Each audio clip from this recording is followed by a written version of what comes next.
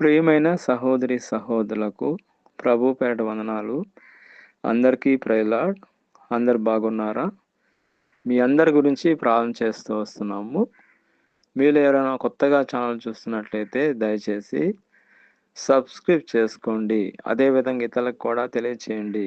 ఈరోజు మనం దేవుని వాక్యం నుంచి చూసుకున్నట్లయితే ఈరోజు క్రిస్మస్ కాబట్టి క్రిస్మస్ సందేశం మనం వింటాము. లూకా రాసిన సువార్త 19వ అధ్యాయము 10వ వచనంలో, నశించిన దానిని వెతికి రక్షించుటకు మనుష్య కుమారుడు వచ్చునని. ఇక చూడండి, నశించిన దాన్ని వెతికి రక్షించుటకు మనుష్య కుమారుడు వచ్చునని గ్రహించున్నాము. అంటే మనుష్య కుమారుడు అంటే మనుష్య కుమారుడు అంటే యేసుక్రీస్తు ప్రభువే. యేసుక్రీస్తు ప్రభువు ఇక్కడ చూసినట్టయితే దేవుడే మానవ రూపంలో వచ్చినట్లు మనం చూస్తున్నాము. క్రిస్మస్ హడావుల్లో ఉన్నారు అందరూ కూడా. క్రిస్మస్ అనగా ఏంటి? క్రిస్మస్ అంటే క్రీస్తుని ఆరాధించుట. మనం ఈరోజు చర్చికి చాలా అందరూ పోయాం. క్రిస్మస్ రావడము మనకెంతో ఆనందకరమైన, సంతోషకరమైన, పర్వదినమైన దినం ఈరోజు. ఇక్కడ చూసినట్టయితే క్రిస్మస్ హడావుల్లో అందరూ ఉన్నారు. పిండి వంటల్లో అందరు హడావుడిలో ఉన్నారు. కొంతమంది ఫ్రెండ్స్కి చాటింగ్లో గ్రీటింగ్స్ చెప్పడంలో హడావుడి ఉన్నారు. కొంతమంది కొంతమంది వాట్సాప్లో బిజీ ఉన్నారు. కొంతమంది చర్చి ప్రోగ్రామ్స్లో బిజీ ఉన్నారు. కొంతమంది ఫుడ్ విషయంలో బిజీ ఉన్నారు. ఏదైనప్పటికీ ప్రభువులో మీరు అందరూ కూడా ఆనందిస్తున్నారని నేను నమ్ముతున్నాను. ఈరోజు మరొకసారి మీకందరూ కూడా క్రిస్మస్ శుభాకాంక్షలు తెలియజేస్తున్నాను. ఇక్కడ చూసినట్టయితే క్రిస్మస్ అనగా ఏమి అనగా మనం చూసినట్టయితే క్రిస్మస్ అనగా క్రీస్తుని ఆరాధించుట, దేవుణ్ణి ఆరాధించుట. మనం మందిరానికి వెళ్ళేది ఎందుకు? ఆయన ఆరాధించడానికి, ఆయన స్తుతించడానికి, ఆయన గణపరచడానికి. అదేవిధంగా మనం చూసినట్లయితే మనకు ఇక్కడ చూసినట్టయితే క్రిస్మస్ పర్వదినాన మనకి భాగ్యం ఇచ్చాడు దేవుడికి వందనాలు తెలుపుతున్నాము. అదేవిధంగా మన వాక్యం చూసినట్లయితే ఆదామవల గురించి మనం చూసుకుంటాం. ఆదామవలు ఎంతో భయం భక్తి కలిగిన వారు చూసినట్లయితే దేవుడు వాళ్ళని తినద్దన్న పండును వాళ్ళు ఎప్పుడైతే తిన్నారో, వాళ్ళు తినడం వల్ల పాపం అనేది ఎంటర్ అయింది. పాపం వల్ల వచ్చే జీతము మరణము. ఎప్పుడైతే వాళ్ళు తినద్దన్న పండును తినేసారో వాళ్ళలో పాపం ఎంటర్ అయిపోయింది. పాపం వల్ల వాళ్ళకి మరణం అనేది సంభవించింది. కాబట్టి యేసుక్రీస్తు ప్రభువు ఆ మరణాన్ని తీసివేయడానికి, పాపాన్ని తీసివేయడానికి ఆయన దేవుడే మానవ రూపంలో వచ్చినట్లు మనం చూస్తున్నాము.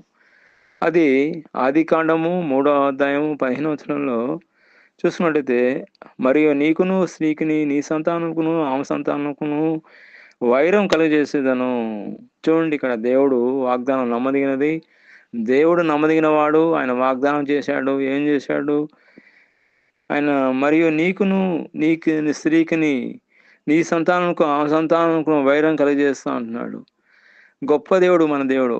ఆయన వాక్యము 100% జరుగుతుందండి. ఆయన వాగ్దానం చేశాడంటే నెరవేరుతుంది, తప్పకుండా నెరవేరుతుంది. ఇక్కడ మనం వాక్యంలో చూసినట్టయితే దేవుడు మన పట్ల ఆయన ఎంతో ప్రేమ కలిగి ఉన్నాడు. దేవుడు ఇజ్రాయెల్ ఆయన 400 సంవత్సరాలు ఎవరితో మాట్లాడాడు? దేవుడు పాత నిబంధన గ్రంథానికి, కొత్త నిబంధన గ్రంథానికి చూసినట్టయితే 400 ఇయర్స్ గ్యాప్ వచ్చేస్తుందండి. ఆయన ఎంతో కృపగల దేవుడు, ప్రేమ గల దేవుడు, కనికరం గల దేవుడు, కటాక్షం కలిగిన దేవుడు. 400 సంవత్సరాలు ఆయన మౌనంగా ఉన్నాడు. ఎందుకు మౌనంగా ఉన్నాడు? మనం చూసినట్లయితే పాపం విచ్చలవిడిగా పెరిగిపోయిందండి. దేవుణ్ణి మర్చిపోయారు. ఇజ్రాయెల్ ప్రజలు దేవుణ్ణి మర్చిపోయారు, కానీ దేవుడు మరవలేదండి. దేవుడు ఎంతో కృపగల దేవుడు, ప్రేమగల దేవుడు, కనికరం గల దేవుడు. దేవుడిని మనుషుల్ని విడిచిపెట్టేసినా కానీ దేవుడు మనుషుల్ని మాత్రం విడిచిపెట్టలేదండి. ఆయన ఎంతో ప్రేమ కలిగిన దేవుడు కాబట్టి ఆయన మనం పోషిస్తున్నాడు, ఆయన మనం రక్షిస్తున్నాడు, ఆయన మనం కాపాడుతున్నాడు. ఇక్కడ వాక్యం చూసినట్టయితే ఆయన 400 సంవత్సరాలు మౌనంగా ఉన్నట్లు మనం చూస్తున్నాం. ఆయన ఎంతో కృపగల దేవుడు, ప్రేమ గల దేవుడు, కరుణగల దేవుడు, కటాక్షం కలిగిన దేవుడు. కానీ ఆయన మౌనంగా ఉండిపోవాల్సి వచ్చింది. మనం మర్చిపోయినా కానీ దేవుడు మరవలేదండి. దేవుడే మనల్ని జ్ఞాపకం చేస్తున్నాడు ఆయన కుమారుడు ద్వారా. కాబట్టి మనం మర్చిపోయినా కానీ దేవుడు మర్చిపోయే దేవుడు కాదు. మనం చూసినట్టయితే దేవుడి వాక్యం నుంచి మనం చూసినట్టయితే యెషయా గ్రంథము 9వ అధ్యాయము 6వ వచనంలో, ఎలా అనగా మనకు శిశువు పుట్టెను, మనకు కుమారుడు అనుగ్రహింపబడును, ఆశ్చర్యకరుడు, ఆలోచనకర్త, బలవంతుడైన దేవుడు, నిత్యుడగు తండ్రియు, సమాధానకర్త అయిన దేవుడు, అధిపతి అని అతనికి పేరు. ఇక్కడ మనం చూసుకున్నట్లయితే దేవుడు రాకముందు, యేసుక్రీస్తు ఈ లోకంలో పుట్టకముందు ప్రవక్తలు ఆయన గురించి ప్రవచించినట్లు మనం చూస్తున్నాము.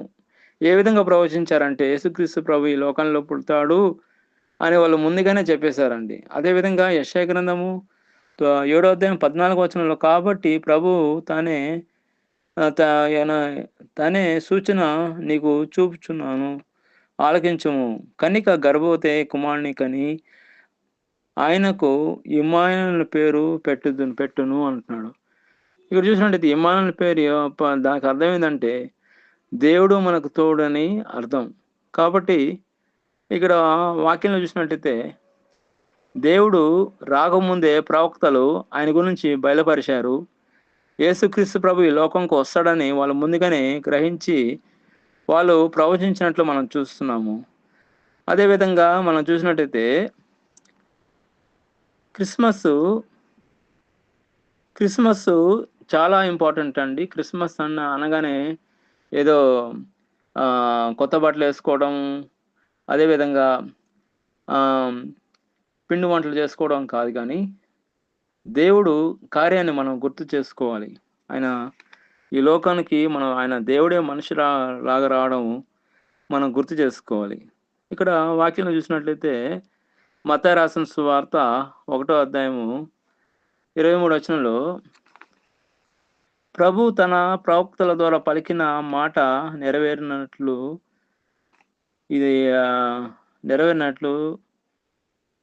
ఇదంతయో జరిగాను. ఇమ్మానుయేలు పేరునకు భాషాంతరము దేవుడు మనకు తోడని అర్థం. ఇక్కడ వాక్యం చూసినట్టయితే యేసుక్రీస్తు ప్రభు యొక్క పుట్టుక గురించి మనం చూసుకుంటే, ఆయన పుట్టుక మనకెంతో సంతోషకరం. ఆయన ఈ లోకంలో పుట్టుక అనేది మనకెంతో ఆనందకరం. ఆయన పుట్టుక ద్వారా మనకు రక్షణ అనుగ్రహించాడు. ఆయన పుట్టుక ద్వారా ఎంతో మహా ఆనందం. కాబట్టి మనం చూసుకున్నట్లయితే యేసుక్రీస్తు ప్రభు ఈ లోకంలో పుట్టడం ద్వారా మనకు ఎవరైతే ఆయన నమ్ముకుంటారో, ఎవరైతే ఆయన విశ్వసిస్తారో వాళ్ళకి రక్షణ అనుగ్రహించాడు. అదేవిధంగా మనం వాక్యం చూసినట్లయితే మత్తయి రాసిన సువార్త 1వ అధ్యాయం 21వ వచనంలో, తన ప్రజలను వారి పాపం నుండి ఆయనే వారికి రక్షించును గనక ఆయనకి యేసు అనే పేరు పెట్టుదురనెను. ఇక్కడ చూడండి, యేసుక్రీస్తు ప్రభు చూసినట్లయితే తన ప్రజలను వారి పాపం నుండి ఆయనే రక్షించును. ఆయనంటే యేసుక్రీస్తు ప్రభువే, ఇంకెవరు లేరండి. ఆయనే రక్షించును గనక ఇతరులను ఆయనకు యేసు అనే పేరు పెట్టాను. ఇక్కడ చూసుకున్నట్లయితే ఇంకొక వాక్యం ఉందండి. చూసుకున్నట్లయితే లూకా రాసిన సువార్త 2వ అధ్యాయము 11వ వచనంలో, దావీదు పట్టణమందు నేడు రక్షకుడు మీ కొరకు పుట్టి ఉన్నాడని ఈయన ప్రభువైన క్రీస్తు అని రాయబడినది.